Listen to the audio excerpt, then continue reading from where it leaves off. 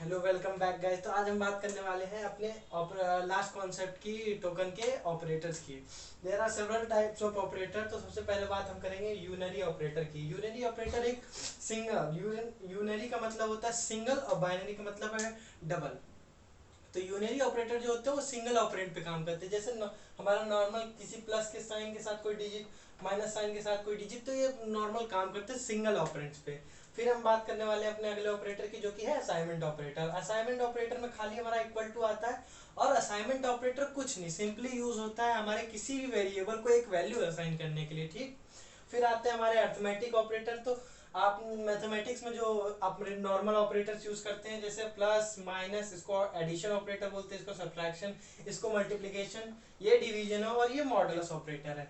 अब ये तो नॉर्मल प्लस करेगा एडिशन, ये नॉर्मल माइनस, ये मल्टीप्लिकेशन, ये डिवीजन।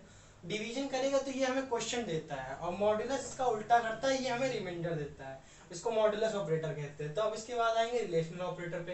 ये नॉर्मली दो ऑपरेंड में रिलेशन शो करते हैं, जैसे greater than, less than, greater than equal to, less than equal to, double equal to और नॉट इक्वल टू। अब उसके बाद हम आएंगे इंक्रीमेंट और डिक्रीमेंट ऑपरेटर्स पे।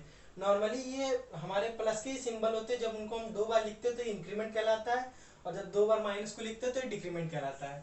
अब हम आगे बढ़ते हैं लॉजिकल ऑपरेटर्स की।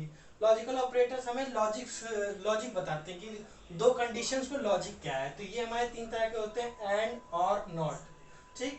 अब बिट वाइज ऑपरेटर्स भी है हमारे पास, एंड है, और है, और ये हमारे सारे बिट वाइज ऑपरेटर हैं। और कंडीशनल और टर्नरी ऑपरेटर, ये हमारा एक इफ एल्स का अल्टरनेटिव होता है, जो हम आगे पढ़ेंगे। इफ एल्स स्टेटमेंट होते हैं, तो टर्नरी ऑपरेटर जो होता है वो इफ एल्स का एक तरह से अल्टरनेटिव होता है। इसी को हम यूज करेंगे टर्नरी। और इफ एल्स का जो एग्जांपल होगा वो हमारा किस में आ जाएगा, पॉलीमॉर्फिज्म में, जो हमने पढ़ा था, जो कि एक ऊप्स कॉन्सेप्ट है।